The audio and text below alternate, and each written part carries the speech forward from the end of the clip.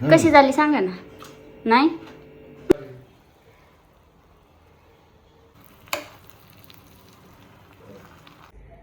तर नमस्कार सगळ्यांना, स्वागत आहे परत एकदा माझ्या ब्लॉगमध्ये तुमचं सर्वांचं. तर कसे आहात सगळे. तर तो माझा ब्लॉग बघितला, म्हणजे कालचा ब्लॉग माझा तुम्ही बघितला नसेल तर नक्कीच बघा.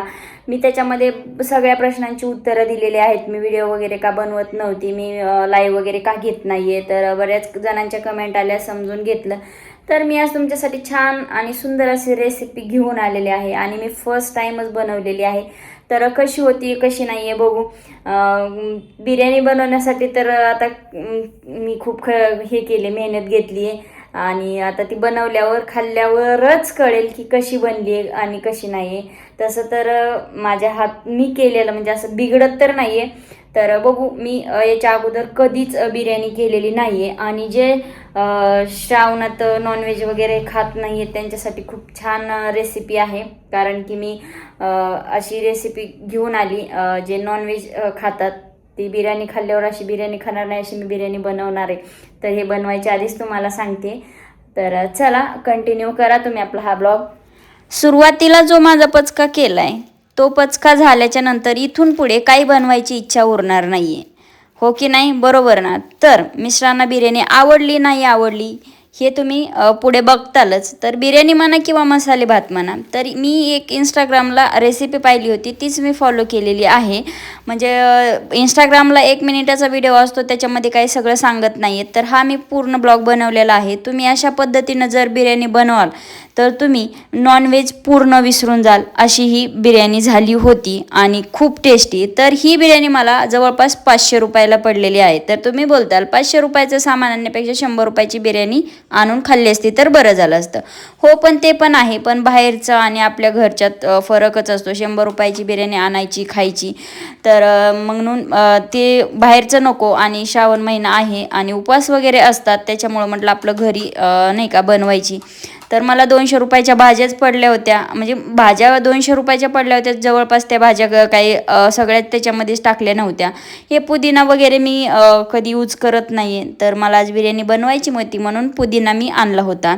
तर असा जर बिर्याणी म्हणजे जो मसाले भात म्हणा किंवा बिर्याणी म्हणा, तर मी बिर्याणी म्हणूनच व्हिडिओ केलेला आहे. तर याच्यामध्ये दही वगैरे, ज्या भाज्या वगैरे आहेत त्या सगळ्या, हे मशरूम वगैरे आहे. तर मशरूमची सुद्धा मी भाजी बनवली होती, त्याची रेसिपी वगैरे बनवली नाही. मशरूमची भाजी मला एकदम परफेक्ट जमली होती, 99% मला एकदम मी जी आपण बाहेर खातो तशी टेस्ट लागली होती. त्याच्यामुळे मी आज परत एकदा मशरूम आणलं आणि बिर्याणीमध्ये यूज केलं होतं. ते मशरूमचं कसं असतं, वरचं त्याचं साल वगैरे काढायचं वगैरे असतं, त्याचे 2-3 दिवसच वॉरंटी असते. याच्यामध्ये लिंबू वगैरे, ज्या आपल्याकडे भाज्या असतात, ढोबळी मिरची, मी वटाणे वगैरे आता मार्केटमध्ये आलेले आहेत, पण मी आयते सोललेले वटाणे आणले होते, ते 1 वाटी टाकले. पुदिना, टोमॅटो, बटाटा, इतर भाज्या नाही का, गाजर वगैरे टाकलेलं होतं. पनीरसुद्धा घेतलं होतं, मला सोयाबीनसुद्धा टाकायची होती, पण भाज्या एवढ्या झाल्या होत्या आणि आम्ही खाणारे दोघंच. आणि त्याच्यामुळे मी पनीर म्हणजे जवळपास 2-3 गोष्टी स्किप केल्या, की टाकल्या नाही आहेत, कारण की भाज्या एवढ्या मोठ्या झाल्या होत्या आणि नंतर वेस्ट नको जायला. तर इथं मी सगळं टाकलं होतं. पनीरसुद्धा थोडंसं फ्राय करून घेतलं होतं.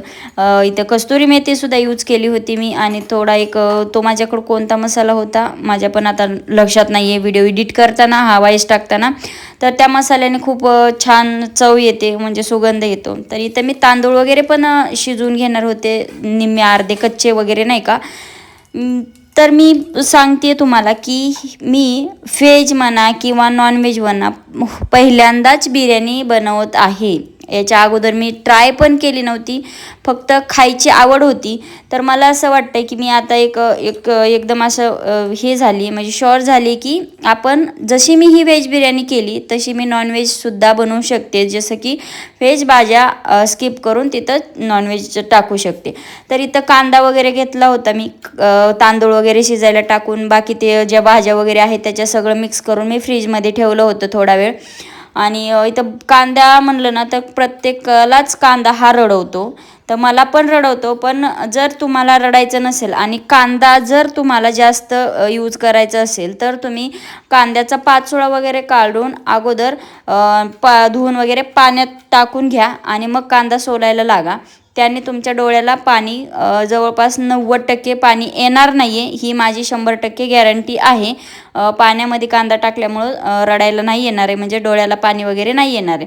तर इथं मी घेतली होती कढई. माझ्याकडं काही दुसरं भांडं नव्हतं. कुकर पण म्हणलं नाही का, कुकरमध्ये पण नाही का दम कसा देणार बिर्याणीला, त्याच्यामुळं मला काही समजत नव्हतं. आणि दुसरी पातेलं वगैरे होतं तर त्याच्यात कधी नॉनव्हेज वगैरे बनवलेलं होतं. ह्या कढईमध्ये नॉनव्हेज बनवलेलं नव्हतं आणि मेन म्हणजे माझा उपवास होता, त्यासाठी मी ही कढई यूज केलेली आहे. स्टीलची आहे आणि ह्याच्यात काय होते, करपते साईडनं, म्हणजे काळी वगैरे होते. आता नेक्स्ट रेसिपी एखादी शूट करताना ते पूर्ण ब्लॅक वगैरे दिसणार आणि ते धुताना पण दिसत नाही, निघत नाही आहे. तर इथं कांदा वगैरे मी कट करून घेतला, चांगला फ्राय वगैरे करायचा होता मला. ह्यातला निम्मा कांदा थोडासा एकदमच डार्क म्हणजे करपून भाजून घ्यायचा होता. तर इकडं मी निम्मा असा केला होता, एकदम लालसर होऊ दिला होता आणि काही थोडासा साईडला पाहताय तुम्ही की कढईमध्ये टाकला होता, जो की मला वरती बिर्याणीचा थर द्यायचा होता त्याला. तर इथं सगळ्या भाज्या वगैरे टाकून घेऊन एकदम म्हणजे हे करत होती. ह्या भाज्या पूर्ण आपल्याला बिना पाण्याच्या उकडून घ्यायच्या आहेत, म्हणजे शिजवून घ्यायच्या आहेत. त्याच्यामध्ये मीठ वगैरे दही वगैरे असल्यामुळं पाण्याची तर गरज पडणारच नाही आहे. खूप छान अशा शिजतात. खाली डाग लागायला सुद्धा थोडं लक्ष द्यायचं आहे. आणि माझ्याकडे ही स्टीलची कढई होती त्यामुळे थोडंसं चिटकलंच होतं. आणि मी दम पण एवढा छान बसला होता बिर्याणीला की विचारूच नका. तर आमच्या यांनी बिर्याणी वगैरे दाबून खाल्ली, पण सुरुवातीला तुम्ही जसं पाहिलं तसं काही नाही आहे, तुम्ही पुढे बघतालच.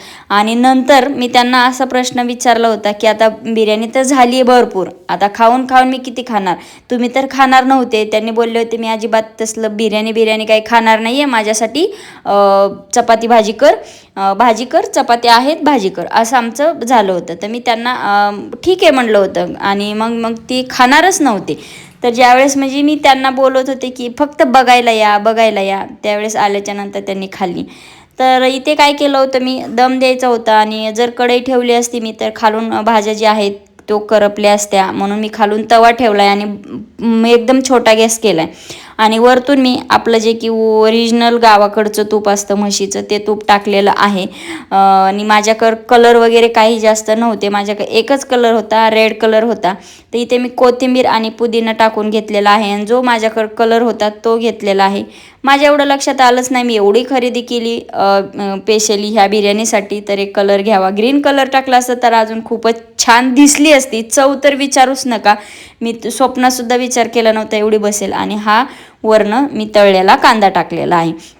वाटते का नाही एकदम नॉनव्हेज बिर्याणी, तर ही नॉनव्हेज बिर्याणी नाही आहे, व्हेज बिर्याणी बनवलेली होती मी, ते तुम्ही पाहिलीच आहे. तर आता इथं म्हटलं चला बाहेरून आपण मी एखाद्या वेळेस बिर्याणी घेऊन येतो तर त्याच्यासोबत हे असतंच. हे काय असतं तर याला मी कोशिंबीर म्हणतो, तुमच्या इकडे काय म्हणतात मला नाही माहिती.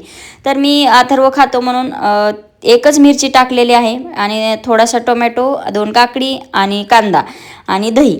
तर असं मी कोशिंबीर अशी करते. तुम्ही कशी करताय मला नक्कीच कमेंट करून सांगा. आणि ही स्टेप फॉलो केली ना कोशिंबीर खूप छान होती. आणि चवीला थोडीशी साखर टाकायची. तशी मला कोशिंबीर आवडत नाही, आमच्या दोन्ही माणसांना खूप आवडते, यांना पण आवडते आणि माझ्या मुलाला पण खूप कोशिंबीर आवडते. आणि मी विरुद्ध आहे, मला अजिबात आवडत नाही, म्हणजे असं नाही की नाही पण थोडीफार. तर ही कोशिंबीर आपली तयार झालेली आहे आणि मी फ्रीजमध्ये ठेवलेली. तर मला इथं आनंद होत होता, मी अगोदरच बघितली होती आणि नंतर व्हिडिओ घेतला होता की दम खूप म्हणजे खूप चांगला लागला आहे. त्यातला मी एक म्हणजे असं हे पण करून पाहिलं होतं की तांदूळवरचा जो आपण 90% शिजवलेला आहे तो शिजला आहे का वगैरे, आणि मी थोडं हे हलवूनसुद्धा अगोदरच पाहिलं होतं. तर एकदम प्रॉपरली तांदूळ तर शिजलाच होता आणि खालचं जे आहे ते पण एकदम पाणी सुटलेलं होतं आणि एकदम मसाला वगैरे एकदम प्रॉपरली हे झालेलं होता. तरी तर मला आनंद एवढा होत होता आणि त्याचे म्हणजे वास जे आहे ना खूप म्हणजे खूप, ते वास बघूनच माझे मिस्टर म्हणले की बघू थोडीशी खाऊ दे कशी झाली आहे बघू दे. मग मी तर बघत होती की बाबा नाही का कशी आहे आतनं, म्हणजे नाही का मसाला वगैरे कसा आहे वगैरे वगैरे, म्हणजे बऱ्याच गोष्टी. तर तुम्ही दाबून खायचं पण कौतुक करायचं नाही. कशी झाली सांगा ना. नाही खरं सांगत नाही तुम्ही, ते सांगा कशी झाली. छान ना. हां तर यांची जशी रिॲक्शन होती ना तशी अजिबात नव्हती. व्हिडिओ बंद केल्याच्या नंतर त्यांनी सांगितलं की काय बिर्याणी झाली आहे म्हणून. आणि मी त्यांना हे कशावरनं म्हणते, त्यांना म्हटलं की एवढी मोठी बिर्याणी आता काय करायचं, मी कोणाला तरी देते. तर ते म्हणले अजिबात नाही बाई, मला नंतर खायचे. तर म्हणले चपाती भाजी एक वेळेस ठेव, पण मी बिर्याणी खाणार आहे, त्याच्यामुळे देऊ नको. आणि ज्यावेळेस मी बिर्याणी खायला बसली त्यावेळेस मला कळालं की ही बिर्याणी मी स्वतः बनवली आहे. कारण की मी याच्या अगोदर बाहेरचे खूप वेळा खाल्लेत, पण अशी चव अजिबात नव्हती. एवढी टेस्ट लागत होती ना खूप, म्हणजे ह्याला मेहनत खूप गेली आहे. आणि सामान काय सामान, आता त्याच्यामध्ये भाजीपाला वगैरे काय आपण असं पण घरात आणतो, जे आपल्या घरात भाज्या आहेत त्याच्यासोबत ही मिरची मी खाल्ली होती एक घास. आत्ती म्हणजे आत्ती, जशी मी केली ना अशी तुम्ही एकदा नक्कीच ट्राय करा. तर याच्यामधले पनीरचे पीस वगैरे एकदमच भारी होते. तर ही आपली बिर्याणीची रेसिपी कशी वाटली नक्कीच मला कमेंट करून सांगा. नक्कीच तुम्ही एकदा करून बघा. तर भेटू लवकरच नवीन व्हिडिओमध्ये, तोपर्यंत बाय.